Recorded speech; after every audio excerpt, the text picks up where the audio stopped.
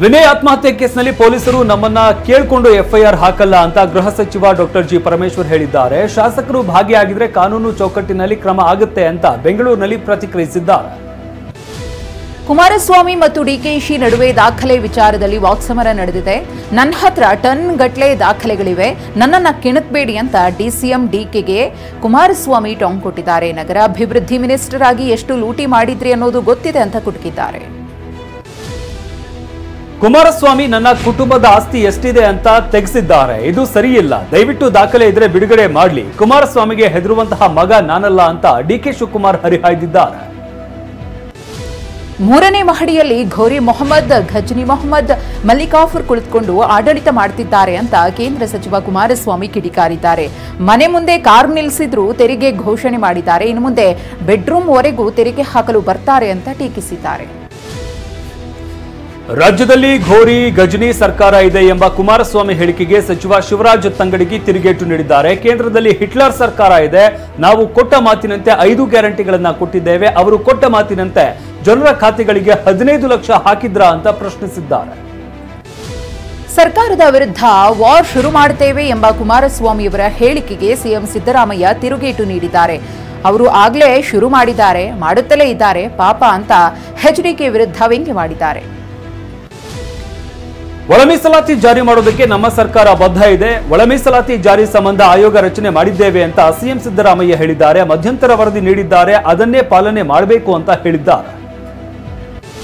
BJP JDS ನಡುವೆ ಯಾವುದೇ ಸಮಸ್ಯೆ ಇಲ್ಲ ಎಂದು ಕೇಂದ್ರ ಸಚಿವ ಎಚ್ಡಿ ಕುಮಾರಸ್ವಾಮಿ ಹೇಳಿದ್ದಾರೆ. ಸರ್ಕಾರದ ವಿರುದ್ಧ ಬಿಜೆಪಿಯವರು ಹೋರಾಟ ಮಾಡಿದ್ದಾರೆ, ನಾವು ಕೂಡ ಪ್ರತ್ಯೇಕವಾಗಿ ಹೋರಾಟ ಮಾಡಿದ್ದೇವೆ. ಬಿಜೆಪಿ ಜೊತೆ ಯಾವುದೇ ವಿಶ್ವಾಸದ ಕೊರತೆಯಾಗಲಿ ಸಮಸ್ಯೆ ಆಗಲಿ ಇಲ್ಲ ಎಂದಿದ್ದಾರೆ.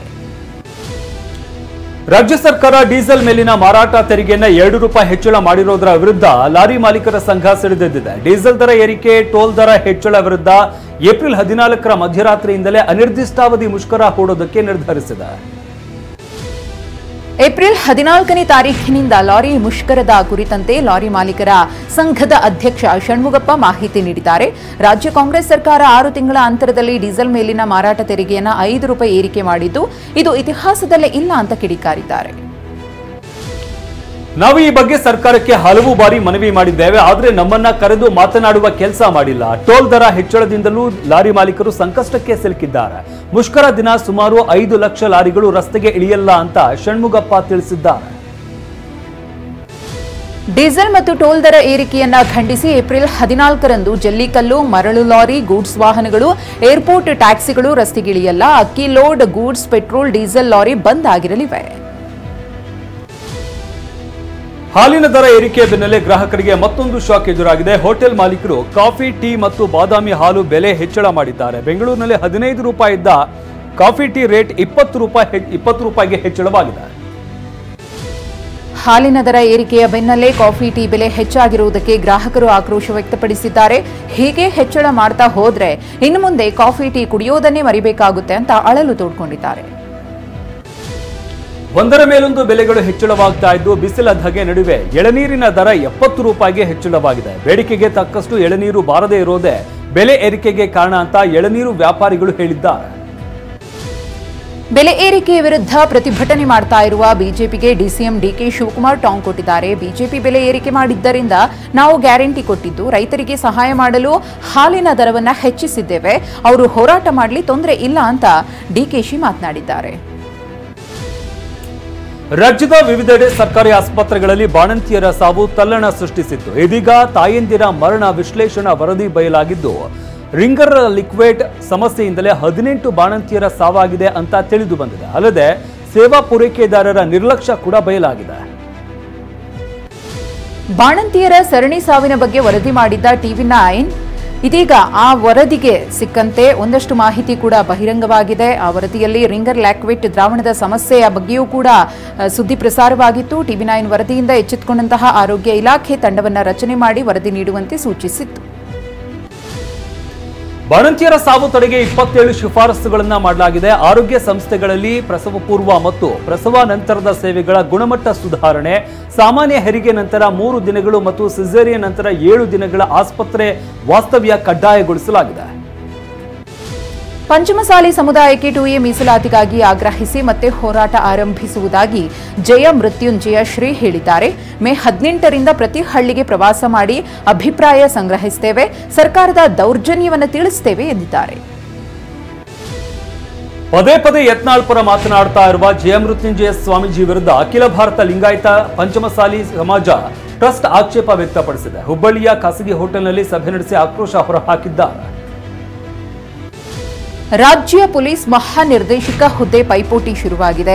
ಈ ತಿಂಗಳಾಂತ್ಯಕ್ಕೆ ಡಿಜಿ ಮತ್ತು ಐಜಿಪಿ ಅಲೋಕ್ ಮೋಹನ್ ಅವರು ನಿವೃತ್ತಿಯಾಗಲಿದ್ದು ಹುದ್ದೆಯಲ್ಲಿ ಮುಂದುವರಿಯಲು ಸರ್ಕಾರಕ್ಕೆ ಮನವಿ ಮಾಡಿದ್ರು. ಆದರೆ ಸರ್ಕಾರ ಯಾವುದೇ ನಿರ್ಧಾರವನ್ನು ಕೈಗೊಂಡಿಲ್ಲ.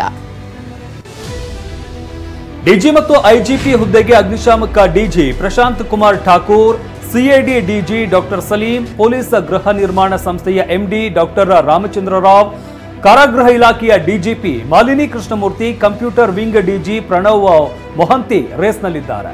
ಸಲೀಂಗೆ ಅವಕಾಶ ಸಿಗುವ ಸಾಧ್ಯತೆ ಕೇಳಿ ಬರ್ತಾ ಇದೆ. ಕಸಕ್ಕೆ ಹಾಕಿದ್ದ ಬೆಂಕಿ ತಗುಲಿ ಬೆಂಗಳೂರಿನ ಕ್ವೀನ್ಸ್ ರಸ್ತೆ ಸಮೀಪ 2 ಟೋಯಿಂಗ್ ವಾಹನಗಳು ಸೇರಿ 4 ವಾಹನಗಳು ಹೊತ್ತಿ ಉರಿದಿವೆ. ಅಗ್ನಿಶಾಮಕ ಸಿಬ್ಬಂದಿ ಸ್ಥಳಕ್ಕಾಗಮಿಸಿ ಬೆಂಕಿ ನಂದಿಸುವಷ್ಟರಲ್ಲಿ ವಾಹನಗಳು ಸುಟ್ಟು ಕರಕಲಾಗಿದ್ವು. ತಂದೆಯ ಸಾವಿನ ನಡುವೆಯೂ ಬಾಗಲಕೋಟೆಯ ಮುಧೋಳದಲ್ಲಿ ವಿದ್ಯಾರ್ಥಿನಿ ಅಕ್ಷತಾ ಎಸ್ಎಸ್ಎಲ್ಸಿ ಪರೀಕ್ಷೆ ಬರೆದಿದ್ದಾಳೆ. ಈಕೆಯ ಭವಿಷ್ಯದ ದೃಷ್ಟಿಯಿಂದ ಪರೀಕ್ಷೆ ಬಳಿಕ ಬಾಲಕಿಗೆ ಶಿಕ್ಷಕರು ತಂದೆ ಸಾವಿನ ವಿಚಾರವನ್ನು ತಿಳಿಸಿದರು.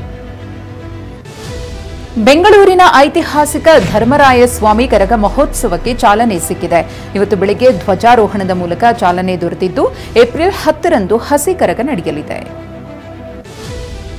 ಬೆಳಗಾವಿ ಜಿಲ್ಲೆ ನೇರಳಿ ಗ್ರಾಮದಲ್ಲಿ 2,000 ಕುಟುಂಬಕ್ಕೆ ಒಂದೇ ಬೋರ್ವೆಲ್ ಇರುವ ಬಗ್ಗೆ ಟಿವಿ9 ವರದಿ ಮಾಡಿತ್ತು. ಇದೀಗ ವರದಿ ಬೆನ್ನಲ್ಲೇ ಗ್ರಾಮಕ್ಕೆ ಕುಡಿಯುವ ನೀರು ಪೂರೈಸಲಾಗಿದೆ. ಪಿಡಿಒ ಬೋರ್ವೆಲ್ ರಿಪೇರಿ ಮಾಡಿಸಿದ್ದಾರೆ.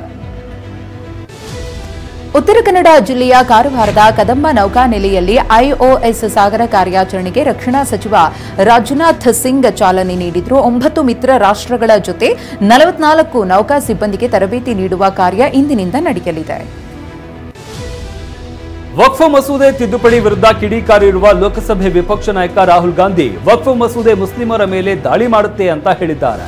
ಮುಂದೆ ಕ್ರೈಸ್ತರ ಗಮನ ಹರಿಸೋದಕ್ಕೆ ಆರ್ಎಸ್ಎಸ್ ಹೆಚ್ಚು ಸಮಯ ತೆಗೆದುಕೊಳ್ಳೋದಿಲ್ಲ, ಇಂತಹ ದಾಳಿಗಳಿಂದ ರಕ್ಷಿಸೋದಕ್ಕೆ ಇರುವುದು ಸಂವಿಧಾನ ಮಾತ್ರ ಅಂತ ಹೇಳಿದ್ದಾರೆ. ಬ್ಯಾಂಕಾಕ್ ಪ್ರವಾಸದ ಬೆನ್ನಲ್ಲೇ ಪ್ರಧಾನಿ ಮೋದಿ ಶ್ರೀಲಂಕಾಗೆ ತೆರಳಿದ್ದಾರೆ. ಪ್ರಧಾನಿ ಮೋದಿಯವರಿಗೆ ಶ್ರೀಲಂಕಾದ ಅತ್ಯುನ್ನತ ನಾಗರಿಕ ಗೌರವ ಮಿತ್ರ ವಿಭೂಷಣ ನೀಡಿ ಗೌರವಿಸಲಾಗಿದೆ. ಶ್ರೀಲಂಕಾದಲ್ಲಿ ನೆಲೆಸಿರುವ ಭಾರತ ಮೂಲದ ತಮಿಳಿಗರಿಗೆ 10,000 ಮನೆ ನಿರ್ಮಿಸಿಕೊಡುವುದಾಗಿ ಮೋದಿಯವರು ಭರವಸೆ ನೀಡಿದ್ದಾರೆ. ಪತ್ನಿ ಅಕ್ರಮ ಸಂಬಂಧ ಹೊಂದಿದ್ದಾಳೆ ಅಂತ ಶಂಕಿಸಿ ಪತಿ ಆಕೆಯ ತಲೆಗೆ ಸುತ್ತಿಗೆಯಿಂದ ಹೊಡೆದು ಕೊಂದಿದ್ದಾನೆ. ಉತ್ತರ ಪ್ರದೇಶದ ನೋಯ್ಡಾದಲ್ಲಿ ಘಟನೆ ನಡೆದಿದೆ. ನೂರುಲ್ಲಾ ಹೈದರ್ ಎಂಬಾತ ತನ್ನ ಪತ್ನಿ ಅಸ್ಮಾ ಖಾನ್ ಲನ್ನ ಸುತ್ತಿಗೆಯಿಂದ ಹತ್ಯೆ ಮಾಡಿದ್ದಾನೆ. ದೆಹಲಿ ಕ್ಯಾಪಿಟಲ್ಸ್ ಮತ್ತು ಚೆನ್ನೈ ಸೂಪರ್ ಕಿಂಗ್ಸ್ ತಂಡಗಳ ನಡುವೆ ಐಪಿಎಲ್ ಪಂದ್ಯ ನಡೀತಾ ಇದ್ದು ಮೊದಲು ಬ್ಯಾಟಿಂಗ್ ಮಾಡಿದ ಡೆಲ್ಲಿ 183 ರನ್ಗಳ ಟಾರ್ಗೆಟ್ ನೀಡಿದೆ. ಸ್ಫೋಟಕ ಬ್ಯಾಟಿಂಗ್ ಪ್ರದರ್ಶನ ನೀಡಿದ ಕನ್ನಡಿಗ ಕೆಎಲ್ ರಾಹುಲ್ 51 ಎಸೆತಗಳಲ್ಲಿ 77 ರನ್ ಗಳಿಸಿದ್ರು. ಐಪಿಎಲ್ ಸೀಸನ್ನಲ್ಲಿ ಭರ್ಜರಿಯಾಗಿ ಮುನ್ನುಗ್ತಾ ಇರುವ ಪಂಜಾಬ್ ಕಿಂಗ್ಸ್ಗೆ ಇಂದು ರಾಜಸ್ಥಾನ ರಾಯಲ್ಸ್ ತಂಡ ಎದುರಾಗಲಿದೆ. ಮುಲಾನಪುರದಲ್ಲಿ ಪಂದ್ಯ ನಡೆಯಲಿದೆ. ಈವರೆಗೆ ನಡೆದ 29 ಮುಖಾಮುಖಿಗಳಲ್ಲಿ 16ರಲ್ಲಿ ರಾಜಸ್ಥಾನ ಗೆದ್ದಿದ್ರೆ 12ರಲ್ಲಿ ಪಂಜಾಬ್ ಮೇಲುಗೈ ಸಾಧಿಸಿದೆ. ಸೂಪರ್ ಸ್ಟಾರ್ ರಜನಿಕಾಂತ್ ನಟನೆಯ 171ನೇ ಚಿತ್ರ ಕೂಲಿ ಆಗಸ್ಟ್ 14ರಂದು ವಿಶ್ವದಾದ್ಯಂತ ರಿಲೀಸ್ ಆಗ್ತಾ ಇದೆ. ಉಪೇಂದ್ರ ರಚಿತಾರಾಮ್ ಸಿನಿಮಾದಲ್ಲಿ ನಟಿಸಿದ್ದಾರೆ. ವಿಶೇಷ ಅಂದ್ರೆ ಉಪೇಂದ್ರ ಅಭಿನಯಿಸಿರುವ ಶಿವಣ್ಣನ 45 ಚಿತ್ರ ಸಹ ಆಗಸ್ಟ್ನಲ್ಲೇ ಬಿಡುಗಡೆಯಾಗ್ತಾ ಇದೆ. ಫ್ಯಾನ್ಸ್ಗೆ ಡಬಲ್ ಧಮಾಕ ಆಗ್ತಾ ಇದೆ. ಬ್ಯಾಡ್ಮನಸ್ ಚಿತ್ರದ ಬಳಿಕ ಅಭಿಷೇಕ್ ಅಂಬರೀಶ್ ಯಾವುದೇ ಸಿನಿಮಾಗೆ ಬಣ್ಣ ಹಚ್ಚಿಲ್ಲ. ಇದೀಗ ಮುಂದಿನ ಸಿನಿಮಾಗೆ ತಯಾರಿ ಶುರು ಮಾಡಿದಂತಿದೆ. ಜಿಮ್ನಲ್ಲಿ ವರ್ಕೌಟ್ ಮಾಡ್ತಾ ಇರುವ ವಿಡಿಯೋ ವೈರಲ್ ಆಗಿದೆ. ಬರೋಬ್ಬರಿ 20 kgಯ ಡೆಡ್ ಲಿಫ್ಟ್ ಎತ್ತಿ ಪವರ್ ತೋರಿಸಿದ್ದಾರೆ.